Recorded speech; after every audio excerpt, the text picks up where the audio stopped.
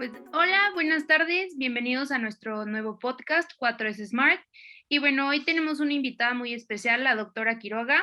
Ella es psicóloga clínica con una maestría en psicoterapia psicoanalítica y otra en subjetividad y violencia. Tiene también un doctorado en clínica psicoanalítica, ha impartido clases de grado y posgrado en los últimos 30 años.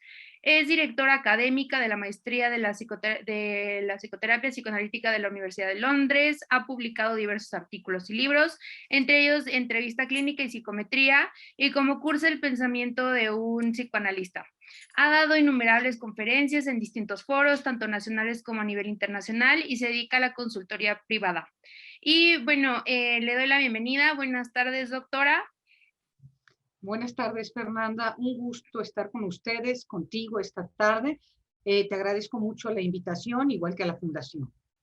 Estamos muy contentos de que esté con nosotros y bueno, platicando un poco, recordando que el podcast habla sobre el propósito de los objetivos de la Agenda 2030, hablando de el día de ayer fue 7 de abril, el Día de la Salud Internacional, y bueno, esto incluye en la salud las enfermedades cardiovasculares, el cáncer, las enfermedades respiratorias crónicas, la diabetes y claramente, bueno, pues los trastornos de la salud mental, así como la discapacidad, la violencia y los traumatismos.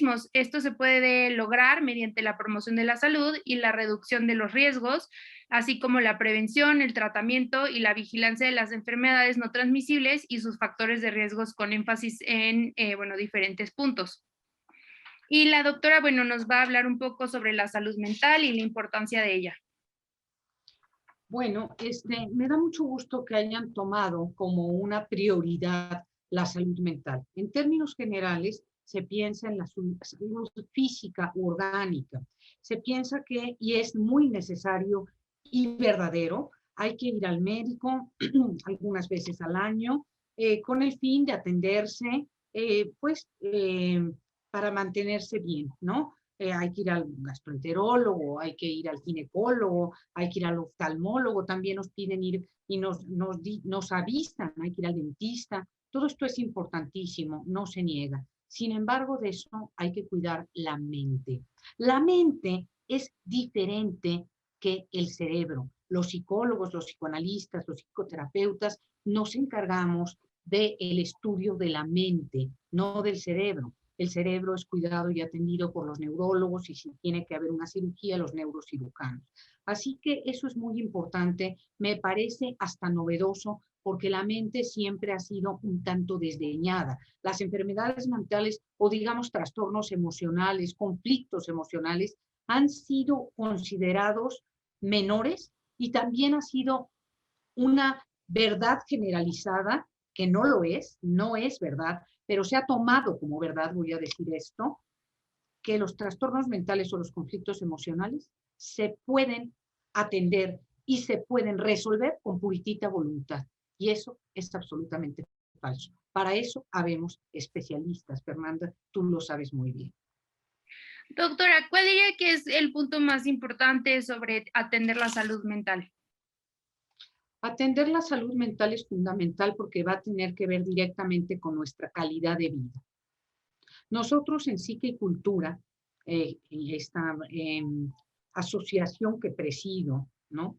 Y que se fundó en 2008, es una asociación que tiene varias ramas, pero una de ellas es precisamente la clínica de atención psicoterapéutica a bajo costo, porque estamos convencidos que las personas tenemos que apalabrar nuestra historia y decir nuestra propia historia. Yo siempre digo la que hemos construido, no la historia oficial de la familia. A nosotros nos dicen la historia oficial y es muy bonito y está muy bien, pero la hemos vivido de diferentes maneras. Entonces, a veces esa historia nos ha conflictuado, nos ha causado problemas, otras veces no. Todo eso hay que hablarlo. No se va a quitar por puro milagro, no se va a quitar el conflicto con deseo o por suerte, ¿no? O con pura voluntad. Entonces, es importante no solo sobrevivir, sino vivir y vivir lo mejor posible. Por eso es importante atenderse. Por ejemplo, una depresión, Fernando. Con una depresión se vive una vida en gris. Con ansiedad, la vida se vuelve insoportable. los ataques de ansiedad o la ansiedad generalizada es gravísima, ¿no? No se digan problemas mayores de psicosis, pero por ejemplo los trastornos límite, la impulsividad exacerbada, en la cual constantemente me meto en problemas porque la gente grita, llora, hace conductas o lleva a cabo conductas totalmente irracionales fuera de juicio, de realidad. Por lo tanto, fíjate, solo he dicho trastornos límite, depresión y estos trastornos por ansiedad nos hacen la vida prácticamente imposible. Así que la respuesta sería atendernos para tener una mejor calidad de vida y atendernos para no dañar de manera intencional o no a los que tenemos a nuestro alrededor, sobre todo pues a los más cercanos. Claro, doctora. Bueno, me parece muy importante este punto que menciona de atender la salud. Y bueno, hoy en día enfrentamos una pandemia. ¿Usted cómo ha creído que, bueno, se ha afectado la salud mental a través de esta crisis que enfrentamos? Bueno, hay muchísimo que decir al respecto, pero me limitaré a 2 o 3 puntos. Uno de ellos es esta pandemia que nos ha mantenido a muchos en casa, nos ha quitado, tenemos mucho trabajo, pero todo el contacto con la gente, los traslados, el ir a tomar un café, todo esto y estar en la casa y quitar, digamos, todas estas actividades extras hace que de momento hasta a las personas les sobre tiempo. Y en no correr por todos lados hace que tengamos en este sentido menor actividad. Cuando no estoy en tanto contacto con el mundo externo, me vuelvo al mundo interno. Y si nunca me he vuelto a ver mi mundo interno, mi mente, entonces empiezo a oír una serie de cosas que tal vez no me gustan, me producen ansiedad. Entonces, no quiero, pero ya no tengo todo el ruido externo. Ya no tengo la fiesta, esto, aquello, lamentablemente. Entonces, me tengo que escuchar. Empiezo a contactar conmigo misma, pero si quiero alejarme de eso, ¿qué es lo que voy a hacer? Por ejemplo, el abuso del alcohol o de las drogas, o empieza a haber problemas en la familia, los gritos, las discusiones que me alejan del contacto conmigo, del pensamiento y de la reflexión. Es claro que en esta pandemia han subido los índices de adicciones, por ejemplo, el alcoholismo. Eso, el alcohol puede llevar a la persona a alejarse de sí misma, a tratar de sentir que al menos momentáneamente, que no hay problema. Entonces, nos quedamos ahí en vez de enfrentar la realidad. Conste que no estoy haciendo dando una lección moral y haciendo un juicio sobre el alcohol. Estoy solamente diciendo en exceso es el problema. Cuando trato de alejarme de mis problemas y por medio del alcohol, por ejemplo, entonces voy a tener un mayor conflicto. Esa es una, ¿no? Esa es una y muy importante. Otra cosa que se está dando es la incertidumbre me causa enorme ansiedad. Causa ansiedad porque ¿qué va a pasar? ¿Vamos a volver a la normalidad? ¿De qué manera? ¿En qué forma? La otra, miedo, ya no ansiedad, miedo. ¿Qué tal que me contagio? ¿Qué tal que no haya servicios sanitarios suficientes, hospitales, medicinas, para que yo pueda estar bien? Eso es temor, ansiedad de muerte. ¿Qué tal que no haya atención y me muero? ¿No? Por otro lado están las ansiedades de separación. Pues ya extraño a la familia, a los amigos, a la gente, a los compañeros de trabajo, tantas cosas que teníamos antes y más como latinos, porque somos enormemente cercanos. No digo que no nos peleamos ni que seamos perfectos, pero somos muy cercanos, nos tocamos, nos acercamos, celebramos muchas cosas. Así que esta es una gama muy general, ¿no?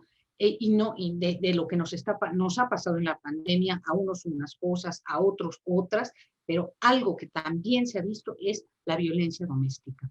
Eso también ha sido terrible, se ha elevado enormemente y son problemas gravísimos que nos ha traído este tiempo de crisis sanitaria, Fernanda.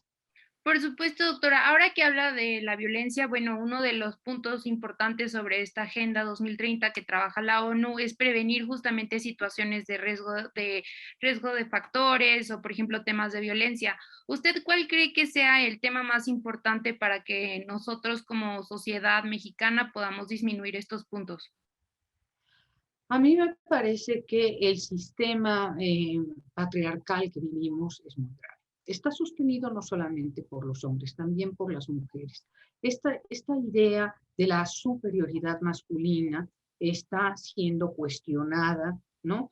Porque de repente hay una dominancia de parte de los hombres, no todos, no estoy hablando en general, estoy hablando de lo que observamos, fenómenos que observamos, y la sumisión, ¿no? De la mujer, dominancia y sumisión. Me parece que los problemas de género están a la orden del día. Me parece que la violencia doméstica a veces sí va contra los hijos, pero hemos visto muchísimo contra la mujer. Y todo este tipo de problemas me parece que tienen que ser atendidos, pero no nada más por las voces de la ONU, de los gobiernos o de la OMS. Me parece que la educación es fundamental. Cultura y educación, que nos ayude a ampliar el horizonte y que podamos comprender y reconocer que aun cuando tengo agresión, tengo fuerza agresiva, tú la tienes, yo la tengo y todos, tengo que saberla conducir, sublimar, desplazar y no actuar de manera tan violenta contra el otro, ¿no? Entonces, me parece que son problemas gravísimos ahorita. Lo estamos viendo con todos, simplemente el 8M, ¿no? El 9 también, paro de actividades. Todo esto ya, digamos, ha llegado tan lejos esta violencia que ya el grupo de mujeres, ¿no? Ya estamos diciendo, tenemos que detener esto, pero no se trata de venganza. Ahora vamos a ser nosotras las que les hagamos. Se trata de buscar acuerdos, Fernanda. No es ojo por ojo, todos vamos a acabar o ciegos o tuertos.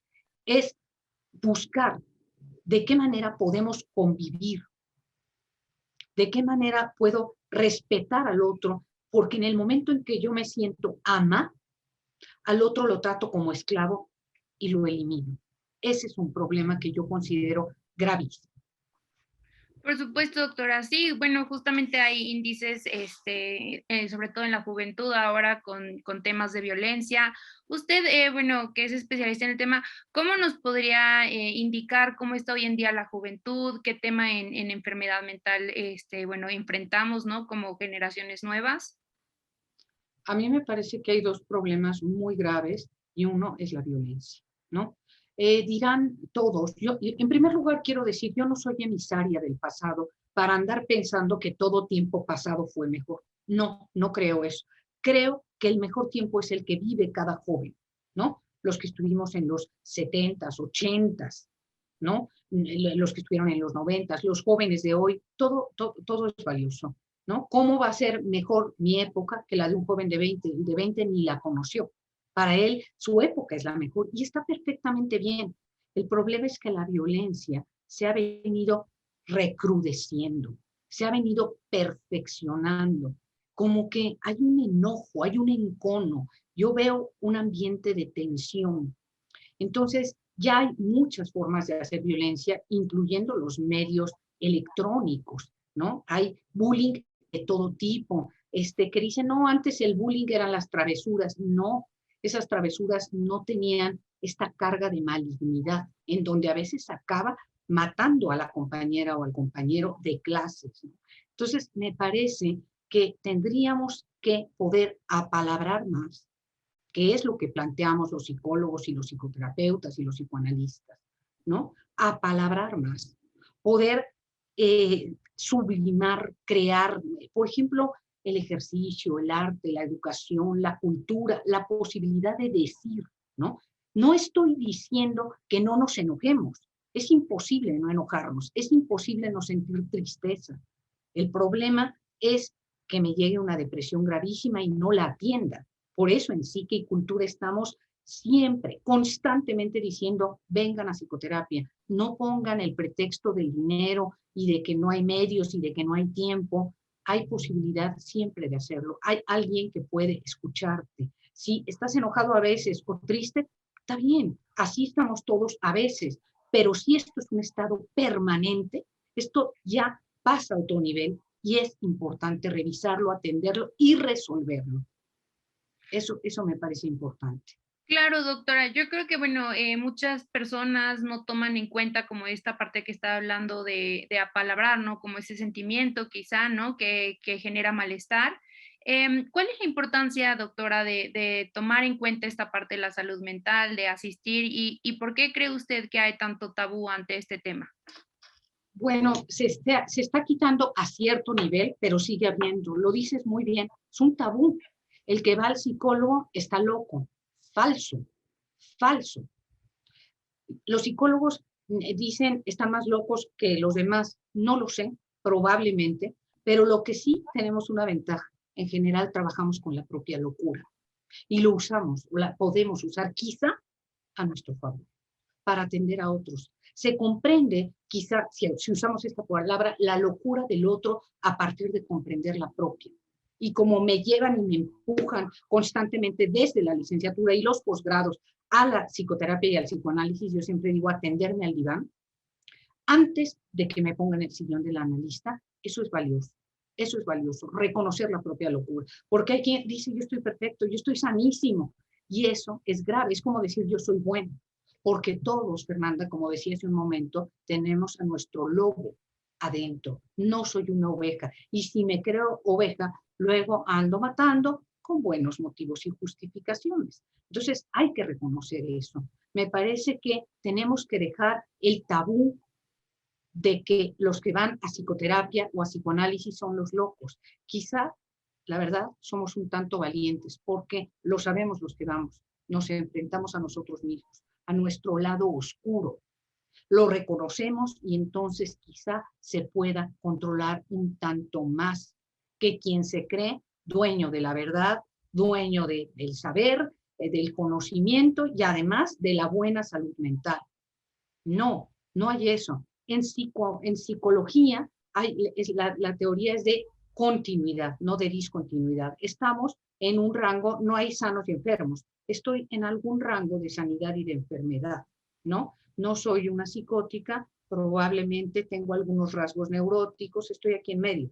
No es como en medicina, o sano o enfermo, ¿no? Hay continuidad, no discontinuidad. Y esto es muy importante. Y revisar eso que me está causando conflicto conmigo misma o con los demás, y a veces con ambos, pues es algo que tengo que revisar y por eso decimos es necesario ir a psicoterapia. Nosotros en psiquicultura, en general, hacemos psicoanálisis, psicoterapia psicoanalítica. No es la única. Hay quien dice, yo solo me quiero quitar el síntoma, entonces va a otros tipos de terapia o a psiquiatría, cuando el síntoma es crónico o es muy florido, muy grave, insomnio gravísimo, conductas impulsivas que te meten en problemas y acaba la gente en problemas hasta con la autoridad.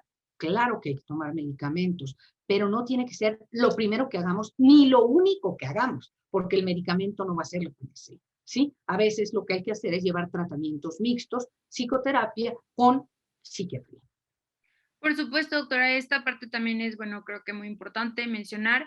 Y bueno, en cuanto a esta parte de la salud mental que estamos mencionando, ¿cómo usted cree que se podría dirigir a zonas marginadas para que, en fin, diferentes comunidades, el país en sí pueda avanzar a un propósito diferente del que hoy estamos en día y seguir con el tema de salud mental? Bueno, yo creo que así como hay brigadas médicas, debería de haber brigadas psicológicas. Tiene que haber un reconocimiento. La pregunta anterior tiene que ver con esto. Un reconocimiento de que todos en algún momento pasamos por conflictos emocionales. A veces más, de manera más cruda, más fuerte, a veces menos. A veces estamos más tranquilos, indudablemente. Pero en forma definitiva tendríamos que poder hablar de los conflictos que nos aparecen en la vida. No hay felicidad eterna, perfecta, ni vida en rosa. Eso solo es de las películas, tú lo sabes, Fernando, y lo saben todos los que nos están escuchando. Entonces, me parece que tendríamos que reconocer, ¿no? Las instancias, quizá gubernamentales, las sociedades de psicólogos y tal, con apoyo gubernamental, tendrían que reconocer que sí se necesita y a veces esta ayuda psicológica y que a veces no podrá ser individual porque es mucha gente, tendrá que ser en grupo, ¿no? Y esta psicoterapia de grupo es valiosa. Tú sabes que la descubrió, digamos, uno de los grandes que habló de la psicoterapia de grupo sin sin quererlo hacer, lo hizo, fue Wilfred Bion, el gran psicoanalista Wilfred Bion, ¿no? Él lo mandaron a la guerra y bueno, era psiquiatra, tenía que ver a todos, no le daba tiempo y dijo, pues los voy a ver en grupo. Y de ahí comienza todo eso. Entonces, sí se pueden hacer algunas cosas, no somos omnipotentes, no somos todopoderosos, no es que se puede ver a los 127 millones de mexicanos uno por uno, claro que no, pero mira, en realidad muchas veces los psicólogos, los terapeutas tenemos hasta espacios, también los más jóvenes, porque la gente no es que, híjole, quisiera ir a terapia y no hay terapeutas. Es que mucha gente no considera ir a terapia porque piensa que con la pura voluntad o frasecita tan chocante, que no quiere decir absolutamente nada, pero que diario se dice, puede resolver todo. La frasecita es, échale ganas. Eso no quiere decir nada y eso no sirve para nada, porque un depresivo no tiene ganas. ¿Qué le va a echar? ¿Me entiendes? No hay manera. Por supuesto, doctora. Y bueno, por último, no sé si nos podría recomendar a usted decirnos qué pasos seguir para poder ir, ¿no?, a un espacio psicoterapéutico, cuándo reconocer ir a un espacio terapéutico, que haya la necesidad, y también algún mensaje para los jóvenes que nos están escuchando hoy en día acerca de la importancia de, bueno, de atenderse. Bueno, lo primero es cuando algo te esté causando conflicto, cuando ya no sea una tristeza ocasional por algún motivo aislado, podríamos pensar que si esto va avanzando y se recrudece, ya se convirtió en una depresión, después se puede convertir en una melancolía, ¿no? Entonces hay que tener cuidado con eso. En la melancolía, recuerden, es donde se puede empezar a rumiar o de plano a intentar un suicidio. Entonces son cosas muy importantes. Los niveles, una cosa es tener enojo y dar un manotazo, y otra cosa es pelearse en la calle con todo el mundo, que en un momento alguien nos puede hacer un daño mayor, ¿no?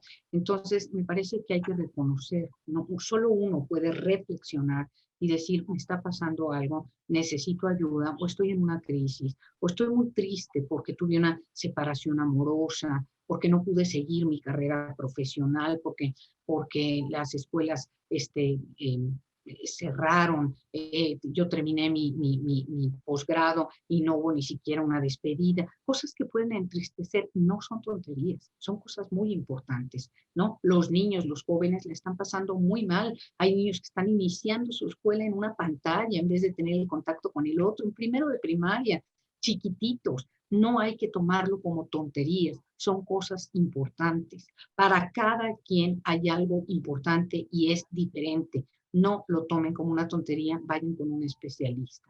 Nosotros tenemos una clínica de servicios psicoterapéuticos a la comunidad y el teléfono, lo tengo acá, es 55 81 00 83 05. Pueden hablarnos, tenemos el teléfono entre 9 y 6. Siempre que no contestamos, devolvemos la llamada y los mandamos con alguno de los terapeutas, todos con posgrado, gente seria y con ética profesional. Sí, eso es muy importante, la preparación y la ética, no solo la preparación. Sí, bueno, por otro lado, tenemos nuestra página de Facebook de Psique y Cultura, tenemos el Instagram, tenemos Twitter, ¿no? Y entonces yo los invitaría a los jóvenes estudiantes a seguirse preparando. Nos necesitan, digamos, la comunidad nos necesita, los jóvenes que están estudiando psicología, psicoterapia, los invitaría a acercarse a Psiquicultura, que no es una escuela, es una asociación que tiene educación continua, que tiene cursos, que se producen cine debates, diplomados, muchas cosas. Y me parece que todo eso de veras nos ayuda a calmarnos, a ampliar el campo, ¿no? El horizonte y a ver la vida de otra manera. Así que yo eso es lo que les diría. Me da mucho gusto que en Psiquicultura podamos participar en este tipo de actividades tan valiosas como la fundación en la que tú participas, Fernanda, y realmente les agradezco y me da de veras placer escuchar que hay gente a la que esto le sigue interesando genuinamente. Por supuesto, doctora. Me parece muy valioso todo lo que recopilamos hasta ahora de la información que nos comenta. Agradecer también mucho su tiempo, su participación, por comentarnos todos estos puntos tan valiosos. Y bueno, recordar, ¿no? Que cualquier estudiante, cualquier voluntario, cualquier agente que guste ir a Psique y Cultura, bueno, que habrá como este espacio para escucharse y todo. Tenemos agentes de fuerza de todos los estados. Entonces, bueno, se les invita a seguir con esta parte, a no ignorar la salud mental y sobre todo, ¿no? Que puede ser cualquier persona quien padezca de alguna crisis, de cualquier problema y que tenga la importancia de atender pues a un espacio terapéutico. Le agradezco mucho. Sí, definitivamente dices bien a cualquier persona que pueda interesarle la clínica. Y por otro llado, decir que en Psiquicultura somos una de las pocas asociaciones, y no es que la única, que recibimos a miembros activos desde que son estudiantes, ¿no? Hay un reglamento, hay una serie de cosas, hay una entrevista para la entrada, para participar como miembro, desde quien tiene un cuarto, quinto semestre, tercero, hasta quien tiene un doctorado, puede ser miembro de Psique y Cultura. Insisto, no es una escuela, es una asociación, es algo complementario a la formación que están llevando en sus diferentes universidades e institutos. Por supuesto, y también, bueno, todo esto incluye con nuestros agentes de cambio que, bueno, como desarrollan habilidades, talentos nuevos, también pueden encontrar estas habilidades y talentos en un espacio terapéutico. Asimismo, también recomendar el espacio de la doctora, porque, bueno, no solamente, como dice, es un tema de psicoterapia, sino también hay temas y pláticas muy interesantes que se hacen todos los lunes, ¿cierto, doctora? Sí, se hacen todos los lunes el programa Te Escucho. No todos los lunes, los primeros lunes de cada mes. Los primeros lunes de cada mes está anunciado en el Facebook. Es el programa Te Escucho y siempre escuchamos las opiniones que nos dicen con respecto a de qué hablar. Los martes es Hablemos de Salud Mental con la maestra Michelle Charlier y así tenemos una serie de actividades, ¿no? Estas dos actividades son de las más importantes y siempre vamos creando nuevas.